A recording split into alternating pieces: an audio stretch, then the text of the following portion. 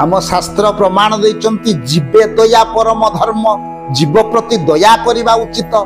तेणु आज देखिबा आज्ञा समाज रे जीव हत्या चली। तेबे आपण मानक आगरे मु परिप्रकाश करिबी गोटे जीव जतबेले मृत्यु मुखरे पड़े बा ताको हत्या करा जाए, प्रकृत रे एथि पई 8 जण आज्ञा दायी रहंती। ये 8 जण काहेकि दायी रहंती, को माने 8 जण दायी रहंती? आम मनुसंहिता माध्यम रे जो कथा प्रमाण दिया जाइछि, को 8 जण एथि पई आज्ञा दायी अछंती। निश्चित भाव रे पुराण रहस्य माध्यम रे यार तत्व को आमे उन्मोचन करिबा। आपण मानक आगरे परिप्रकाश करिबा आगरु आपण टिके सब्सक्राइब कर दियंतु, बेल आइकन को टिके दाबे दियंतु। तापर निश्चित भाव रे या तत्व को आमे खोजिबा। गोटे जीव को जे पालन करिछि आज्ञा, अर्थ लोभरे पालन करिछि, अधिक टंका हेले ताको से बिकिबो। प्रथम रे जे पालन करिछि जीव को, ये जीव हत्या पाई तार मृत्यु पाई जदियो से मृत्यु देई नाही, से जतले बिकी देइछि, प्रथम करी ये जीव को जे पालन करिछि, ये जीवर मृत्यु पाई से पापरे भागी एवं से होचंती दायी। द्वितीय रे खाली सेती कथा न, जो लोक ये जीव को अर्थ पाई किणी करी नेला, मारिबा पाई आज्ञा बिक्री करी अधिक लाभ उठेइबो, जे आज्ञा किणिला ये जीव को से होचंती मध्य ये पापरे भागी, जीव हत्या पाई से मध्य आज्ञा दायी रही। आपण विचार करिवे, सी तो अर्थ देई तांको घर जो गृहस्वामी बा जे पालन करथिले जीव को, जे तांको निकटरू से किणी आनिले, से काईकि दायी हेबे ना? जो अर्थ लोभ पाई से जीव को आज्ञा मारिबा पाई नहीं आसिले, अर्थ देले मध्य ये पापरे तांको मध्य भागी होबाकू पड़िबो, सेति पाई से मध्य दायी। तृतीय रे जी आनी आज्ञा जीवटी को हत्या कला, से मध्य दायी आज्ञा ये पापरे भागी होचंती, से जीव हत्या कले। तेणु सेति पाई से मध्य ये पापरे भागी हेले। जी आज्ञा पाखरे रही देखिले, आपण कहिबे सी तो निर्दोष प्राणी पाखरे दर्शन करूचंती। आजिकाली रास्ता पाखरे जो प्रकार जीव हत्या चलीची, जाऊ जाऊ कार आखि पड़ी गला, सी दर्शन कले, किंतु से काहेकि पापरे भागी हेबे ना? जे देखिला से मध्य पापरे भागी, जे दर्शन करछि ता आखि आगरे जीव हत्या हो जाउछि, तेणु से मध्य ये पापरे ताकू भागी हेबाकू पड़िबो।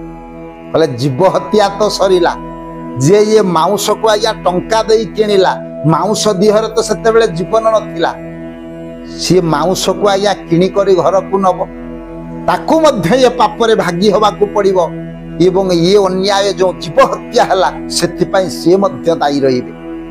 से आज्ञा घर को नेले, से तो दायी हेले, पुणी घरे नहीं जतले घरणी को देले, रोसई बास करले, जे आज्ञा से मांस को जे रोसई बास कले, से मध्य पापरे भागी हेले, एथि पई से मध्य दायी हेबे। आपण कहिबे जे रोसई कले से तो आमिष भक्षण करंती नाही, से निरामिष भोजन करंती, पुणी ये जीव हत्या पई से काहेकि दायी हेबे ना? से जो प्रकार कर्म कले एथिरे संपृक्ति रहिला तांकर, ताकू रंधन कले, सेति पई से मध्य ये पापरे भागी हेबे। खाली एतिकी नुह, से मध्य दायी हला परे, जे आज्ञा रोसई सरिला परे जनकू जे अतिथि आसिले घर को, ताकू बाढ़ी करी खाइबा पाई देले। आम शास्त्र निर्यास दैचंती, जे बाढ़ी करी देले आज्ञा भोजन करिबा पाई, से मध्य ये जीव हत्या पापरे भागी हेबे, से पाप मध्य तांको ग्रहण करिबाकू पड़िबो। कहले से तो अतिथि आसितिले, अतिथि सत्कार कले, आपण भोजन देले, तांको मांस भोजन देले, से काहेकि दायी हेबे ना? शास्त्र प्रमाण दैचंती, से जो भक्षण कले इंद्रिय लालसा चरितार्थ करिबा पाई, जुहा लालसा को चरितार्थ करिबा पाई जो मांस को से भोजन कले, सेति पाई से मध्य दायी, ये पापरे तांको मध्य भागी हेबाकू पड़िबो। खाली एतिकी ने बाढ़ी देला परे बाढ़ी देबा लोक दायी हेले, जे आज्ञा खाइले ताकू भोजन कले, से मध्य एथि पाई दायी, से मध्य ये पापरे भागी हेबे। तेणु आज्ञा ये जो जीव हत्या पाई, प्रकृत रे ये समाज रे जो जीव हत्या चलीछि, एथि पाई 8 जण होचंती दायी। अंगांगी भाव रे जड़ित, जे पालन कला, से विक्रय कला, से मध्य दायी। जे ताकू आज्ञा किणी करी आनिला, से मध्य दायी। जे ताकू नृशंस भाव रे हत्या कले, से मध्य ये पापरे भागी हेबे। एवं जे से मांस को किणी करी घर को नेले, सेति पाई से मध्य दायी। ना आपण मांसटा को किणी नथिले, से काहेकि जीवटा को हत्या करंता? କାହିଁକି ବା ବିନାଶ କରନ୍ତା ରାସ୍ତା କଡ଼ରେ, କାହିଁକି ଆଜି ଜୀବ ହତ୍ୟା ଚାଲନ୍ତା? ନା ସେଥିପାଇଁ ଆପଣ ମଧ୍ୟ ଦାୟୀ। ଯିଏ ରୋଷେଇ କଲେ ସିଏ ମଧ୍ୟ ଦାୟୀ, ଯିଏ ବାଢି କରି ପରସିଲେ ସିଏ ଦାୟୀ, ଯିଏ ଭୋଜନ କଲେ ସେ ଅତିଥି ହୁଅନ୍ତୁ ବରଂ ଇଏ ପାପରେ ତାଙ୍କୁ ମଧ୍ୟ ଭାଗି ହେବାକୁ ପଡିବ। ସବୁ ମୂଳରେ ଅଛି ଆଜ୍ଞା ଇନ୍ଦ୍ରିୟ ଲାଳସା। ଇନ୍ଦ୍ରିୟ ଲାଳସା ଚରିତାର୍ଥ କରିବା ପାଇଁ ଯେତିକି କର୍ମ ଏ ସଂସାରରେ ସମ୍ପାଦନ କରାଯାଏ ସିଏ ହଉଛି ଆଜ୍ଞା ମହାପାପ କର୍ମ। ତେଣୁ ଏ ଗୋଟିଏ ଜୀବ ବିନାଶ ହେବା ମୂଳରେ 8 ଜଣକୁ ଏ ପାପରେ ଭାଗି ହେବାକୁ ପଡିବ। ସ୍ୱଳ୍ପ ସମୟର କଥାବସ୍ତୁ ଏଇଠି ମୁଁ ବିଶ୍ରାମ ଦଉଛି। ପରବର୍ତ୍ତୀ ଅଧ୍ୟାୟରେ ଆଉ ଗୋଟିଏ ସୁନ୍ଦର କଥାବସ୍ତୁ ନେଇ ଆପଣମାନଙ୍କ ଆଗରେ ମୁଁ ଉପସ୍ଥାପନ କରିବି। ସିଏ ସାରାବେ ଭବନ୍ତୁ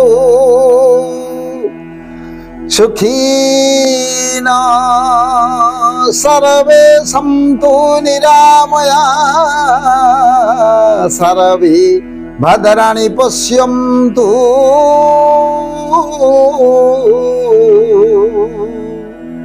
মা কশ্চিৎ দুঃখ ভাগ ভবেৎ। ওম শান্তি ওম শান্তি ওম শান্তি।